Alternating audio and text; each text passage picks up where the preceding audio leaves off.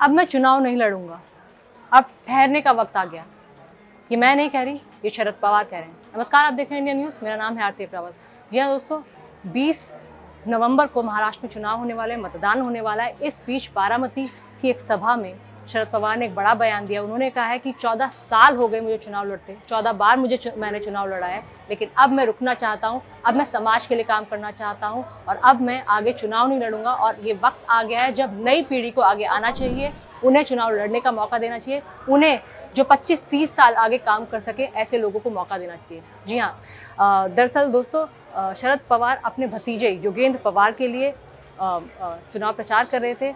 वो बारामती से चुनाव लड़ने वाले हैं। इसके बाद ही उन्होंने अजीत पवार अपने भतीजे उनको लेकर भी बयान दिया। उन्होंने ये कहा कि अजीत पवार के काम को लेकर कोई संदेह नहीं है, बहुत अच्छा काम कर रहे हैं, लेकिन साथ ही साथ कटाक्ष भी किया है कि कहीं ना कहीं आगे आने वाले 25 से 30 साल यानी 2 से 3 दशकों के लिए बारामती को खास तौर पे किसी की ज़रूरत है, ऐसे इंसान की ज़रूरत है, ऐसे व्यक्तित्व की ज़रूरत है जो 25 से 30 साल पूरे डेडिकेशन के साथ इस जगह को दे पाए। उन्होंने ये भी कहा कि 25 से 30 साल मैंने खुद इतने साल यहाँ पर दिया और इसको डेवलप किया, लेकिन अब जो डेवलपमेंट पूरे महाराष्ट्र में हो चुका है, लेकिन बारामती कहीं ना कहीं पीछे छूटता जा रहा है और इसको अब निगरानी की ज़रूरत है, देखरेख की ज़रूरत है और यहाँ पर काम होना चाहिए। ऐसे ही किसी नेतृत्व को आगे लाना चाहिए, इसलिए मैं रुकना चाहता हूँ, अब मैं चुनाव नहीं लड़ूंगा। उन्होंने साथ ही ये भी कहा, महाराष्ट्र ने मुझे 1 नहीं 2 नहीं बल्कि 4 बार मुख्यमंत्री बनाया। ये आप सब लोगों का प्यार ही था जो मुझे इतना आगे बढ़ने का मौका मिला और मुझ पर भरोसा जताया गया।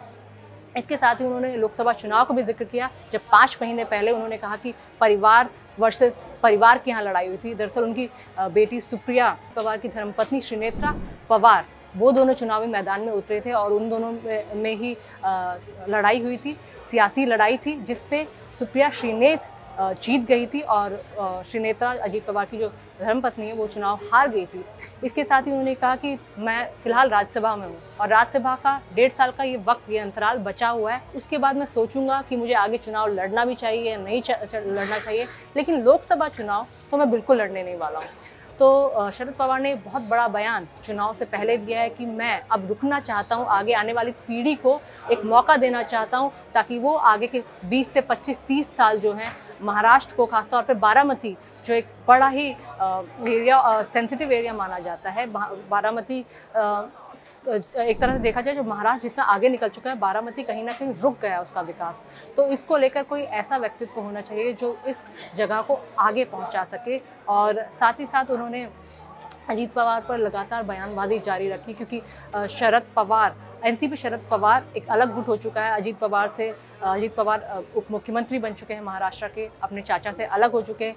2019 विधानसभा चुनाव में भी ऐसा देखा गया था कि चुनाव से कुछ वक्त पहले ही वो अपने चाचा भतीजों के बीच में लड़ाई होने लगी थी, जब उसके बाद खुद शरद पवार ने इनिशिएटिव लेकर उन्हें मनाने की कोशिश की थी, फिर साथ मिलकर दोनों चुनाव लड़े थे। लेकिन चुनाव नतीजे आने के बाद शरद पवार की उनकी इन्फॉर्मेशन में भी नहीं था, उनकी नॉलेज में भी नहीं था, उनके बिना, उनकी गैर मौजूदगी में सुबह सुबह जाके उस समय के गवर्नर भगत सिंह कोश्यारी के साथ और देवेंद्र फडणवीस के साथ मिलकर उन्होंने शपथ ले ली थी, खुद उप मुख्यमंत्री के तौर के पर शपथ ले ली थी। उसके बाद से कई दिनों तक वो घर में बंद रहे थे और लगातार उनसे बातचीत करने की कोशिश की जा रही थी, लेकिन वो वक्त था जब अजीत पवार आते नहीं थे। तो कहीं ना कहीं अजीत पवार की हमेशा से महत्वाकांक्षा मुख्यमंत्री और उप मुख्यमंत्री बनने की रही है।